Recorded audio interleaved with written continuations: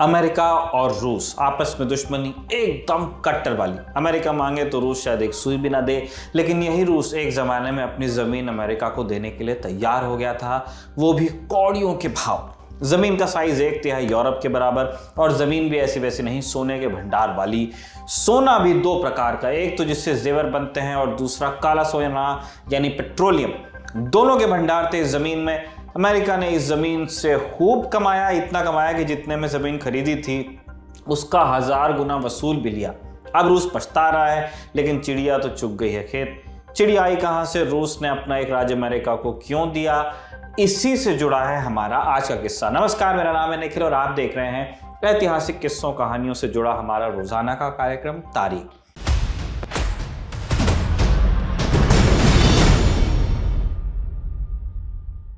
US के नक्शे पर अगर आप नजर डालेंगे तो आपको दो हिस्से नजर आते हैं, एक बड़ा सा हिस्सा ऊपर और एक छोटा हिस्सा जो कनाडा के बगल में है।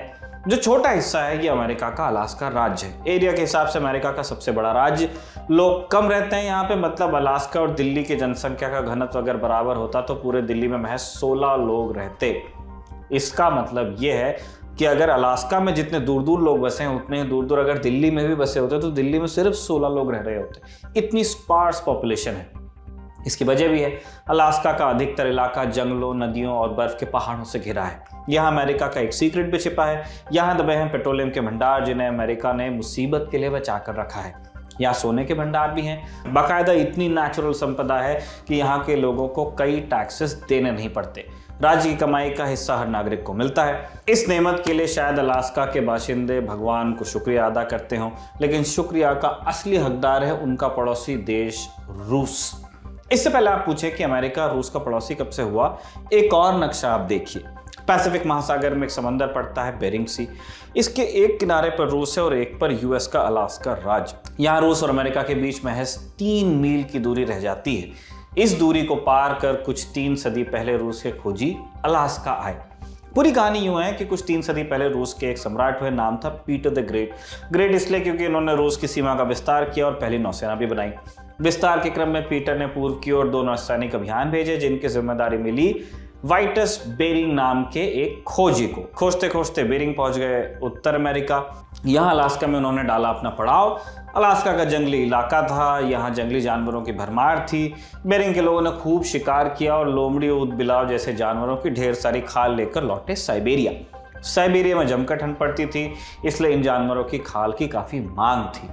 अब साइबेरिया में जो जानवर थे रूस पहले ही उनका सफाया कर चुका था, इसलिए बेरिंग की देखा देखी बाकी लोग भी अलास्का पहुंचने लगे। रूसियों के आने से पहले अलास्का में एस्किमो रहते थे, उन्हें मार डाला गया। कुछ नई बीमारियों से मारे गए और साल 1801 तक उनकी 80% आबादी खत्म हुई। रूस ने अलास्का पर कब्जा कर लिया। यहाँ नेचुरल संपदा के भंडार थे, लेकिन एक दिक्कत थी कि खेती नहीं हो पाती थी। लिहाजा रूस ने स्पेन से मदद ली। अमेरिका का कैलिफोर्निया राज्य तब स्पेन की कॉलोनी होता था। 1812 में रूस ने यहाँ एक पोस्ट भी बनाई। रूस के लिए सब सही चल रहा था, लेकिन फिर 19वीं सदी के मध्य में वो एक बड़ी मुसीबत में फंसे। मुसीबत का मतलब तब एक ही चीज होता था, युद्ध। क्रीमिया याद है आपको?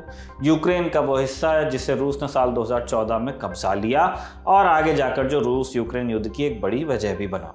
इसी जगह पर साल 1853 में एक और युद्ध हुआ था और इस युद्ध की जमीन तैयार हुई थी फिलिस्तीन में।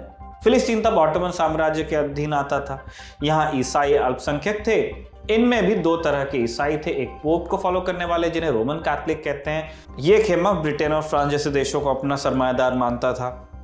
दूसरे वो थे जो रशियन ऑर्थोडॉक्स चर्च को फॉलो करते थे और इनकी भलाई का जिम्मा रूस ने लिया हुआ था। दोनों ईसाई। रूस और फ्रांस अपने अपने समर्थकों के लिए ज्यादा अधिकार की मांग करने लगे और इसी चक्कर में दोनों में ठन गई। एक बड़ा युद्ध शुरू हुआ जिसमें एक तरफ था रूस और दूसरी तरफ थे ब्रिटेन, फ्रांस और ऑटोमन साम्राज्य। 3 साल लड़ाई चली। अब युद्ध तो हुआ क्रीमिया में, लेकिन इसका एक बड़ा असर पड़ गया अलास्का पर। कैसे हुआ? यूं कि क्रीमिया युद्ध में रूस को बहुत घाटा उठाना पड़ा। देश की इकॉनमी रसातल में चली गई। उन्हें पैसा चाहिए था। ऐसे में रूस के जार अलेक्जेंडर की नजर गई अलास्का पे। अलास्का के पड़ोस में था कनाडा, जिसके कुछ हिस्से पर रूस के दुश्मन ब्रिटेन का कब्जा था। यानी अलास्का की रक्षा में अलग से खर्च करना पड़ता था। इसके अलावा अलास्का मुख्य रूस से जो मेनलैंड रशिया है उससे हजारों किलोमीटर दूर भी था। मेनलैंड रशिया मतलब बाकी जो अलास्का के पास है वो भी मेनलैंड रशिया ही है, लेकिन वो पश्चिम में बसते हैं। मॉस्को पश्चिम में है रूस के। संचार माध्यम तब स्लो थे, यानी अलास्का को संभालना एकदम टेढ़ी खीर थी। ये सब देखते हुए रूस के जार ने तय किया कि वो अलास्का को बेच देंगे। लेकिन सवाल ये था कि अलास्का को अब खरीदेगा कौन। यहां से इस कहानी में एंट्री होती है यूएस की। अमेरिका को आज़ाद हुए कुछ ही दशक हुए थे, कई कॉलोनीज अभी भी स्पेन, फ्रांस आदि की गिरफ्त में थी। ऐसे में साल 1823 में यूएस ने यानी अमेरिका ने विदेश नीति का एक नया सिद्धांत अपनाया, मुनरो सिद्धांत। अमेरिका के 5वें राष्ट्रपति जेम्स मुनरो ने सिद्धांत दिया था। क्या कहता था मुनरो सिद्धांत? यह सिद्धांत कहता था कि अमेरिका किसी यूरोपियन हस्तक्षेप को स्वीकार नहीं करेगा। यानी अमेरिका ने यूरोप से साफ कह दिया कि हमारा किसी मामले में आपने दखल देना नहीं। इसी सिद्धांत का असर था कि क्रीमिया के युद्ध में अमेरिका ने रूस का साथ दिया, और इसीलिए जब अलास्का के बिकने की बात आई तो यूएस ने बड़ी दिलचस्पी भी ली कि रूस बेचना चाहता है तो हम ले लेते हैं।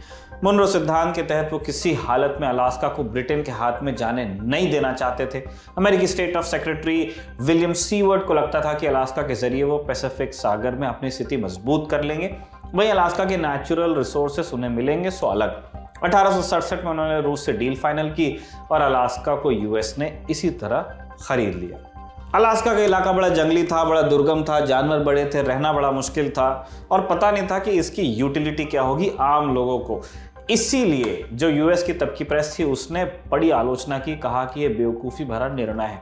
उन्होंने यहाँ तक लिख दिया कि अलास्का सीवर्ट के लिए बर्फ का ताबूत साबित होगा। अगले कुछ दशकों में बात सच साबित होती दिखाई दी, लेकिन फिर 1896 में कुछ ऐसा हुआ जिसने अलास्का और अमेरिका की किस्मत बदल दी। हुआ यह कि 1896 में एक अमेरिकी को अलास्का की एक नदी के पास मिल गया सोना। खबर आग की तरह फैल गई और शुरुआत हुई गोल्ड रश की।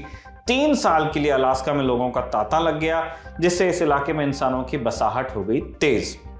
लोगों की संख्या बढ़ी तो खोजें भी बढ़ गई।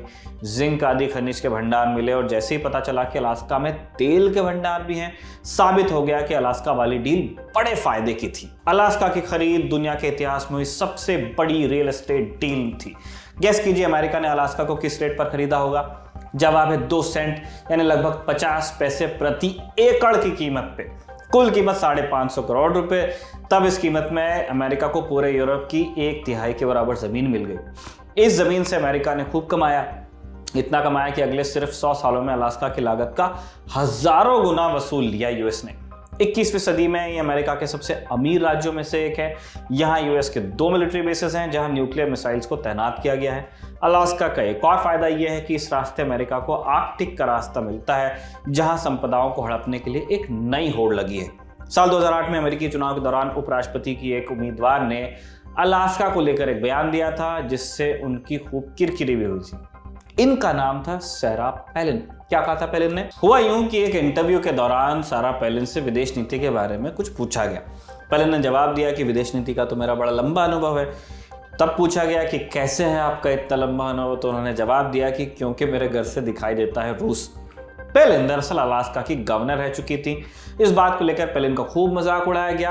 हालांकि अमेरिकी इतिहास को गौर से देखेंगे तो पता चलेगा कि पैलिन की बात इतनी अजीब भी नहीं थी। अलास्का से रूस दिखाई दे न दे, रूस आज भी ललचाई आंखों से अलास्का को देखता है। खैर, आज के एपिसोड को यहीं पर विराम देते हैं, जिसे कमल ने लिखा और कैमरे पर रिकॉर्ड किया जतिन ने। देखते रहिए दी ललन टॉक।